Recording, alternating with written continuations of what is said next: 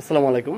সুপ্রিয় শুভাকাঙ্ক্ষী যারা ষষ্ঠ গণবিজ্ঞপ্তিতে যোগদান করছেন, আপনারা যদি এই সপ্তাহে যোগদান করে থাকেন তাহলে আপনি কাগজপত্র যদি রেডি থাকে, আপনি সেপ্টেম্বরের আপনারা যারা মাদ্রাসায় আছেন প্রভাষক সহকারী শিক্ষক, আপনারা মাদ্রাসায় 1 থেকে 4 তারিখের ভিতরে এমপিও ফাইল পাঠাবেন। সেপ্টেম্বরে যদি ফাইল কোনো ত্রুটি না থাকে, ফাইল যদি একদম সরাসরি স্টেপ বাই স্টেপ চলে যায়, একদম প্রোগ্রামে ত্রুটি না থাকলে সেপ্টেম্বরের স্যালারিটা আপনি অক্টোবরে পাবেন। যারা স্কুল কলেজে আছেন আপনাদের মূলত ফাইলটা কাউন্টডাউন মানে ফাইলটা প্রসেসিং শুরু হবে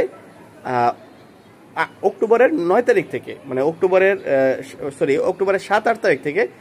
আপনাদের মূলত অক্টোবরের সামনে যে সেপ্টেম্বর, পরের মাস অক্টোবরের 6 তারিখের আগে ফাইল পাঠাইতে হবে স্কুল এবং কলেজে, অক্টোবরের 6 তারিখের আগে। তবে আপনি সেপ্টেম্বর মাস পুরাটার যে কোনো সময় রাইতে দিনে 24 ঘন্টা আপনি পাঠাই রাখতে পারবেন। অনেকে জিজ্ঞাসা করতেছেন যে সেপ্টেম্বরের 25 তারিখ থেকে অক্টোবরের 7 তারিখ পর্যন্ত তো পূজার ছুটি কেন? যে কোনো ছুটিতেও ফাইল পাঠানো যায়, কারণ ফাইলটা একটা অনলাইনে সাবমিট করার বিষয়। যদি কাগজপত্র রেডি থাকে তাহলে আপনি সেপ্টেম্বরের 20 তারিখ ফাইল পাঠাই দেন, আপনি সেপ্টেম্বরের 15 তারিখ পাঠাই দেন, যে কোনো দিন পাঠাই দেন।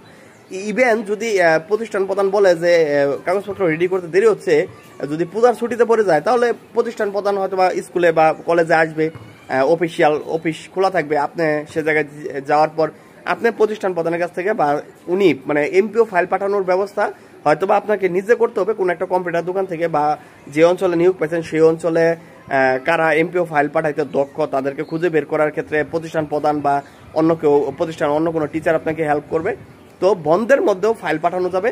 তবে আমি বলবো যারা স্কুল কলেজে আছেন আপনারা চেষ্টা করবেন সেপ্টেম্বরের 20, 21, 22 তারিখের মধ্যে এই এমপিও সমস্ত কাগজপত্র স্ক্যান করে ফাইলটা সেন্ড করে দেওয়ার জন্য।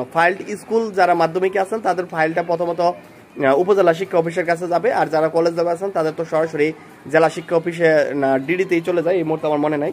তো আপনারা চেষ্টা করবেন যে সেপ্টেম্বরের পূজার ছুটির আগেই ফাইলটা সব রেডি করে সাবমিট করে ফেলার জন্য।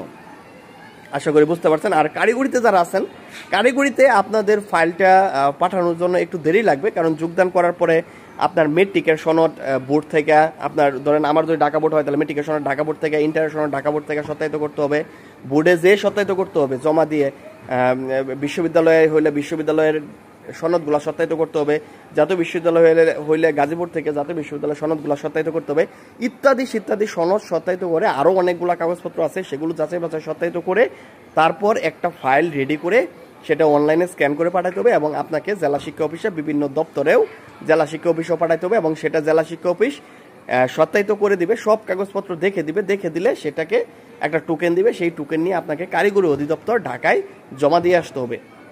এটা আসলে আমি কারিগরি অধিদপ্তরের এমপিও নিয়ে ইন ডিটেলসে ভিডিও দিব। আশা করি মাদ্রাসা এবং স্কুল কলেজ আপনারা কিছুটা হলেও বুঝতে পারছেন।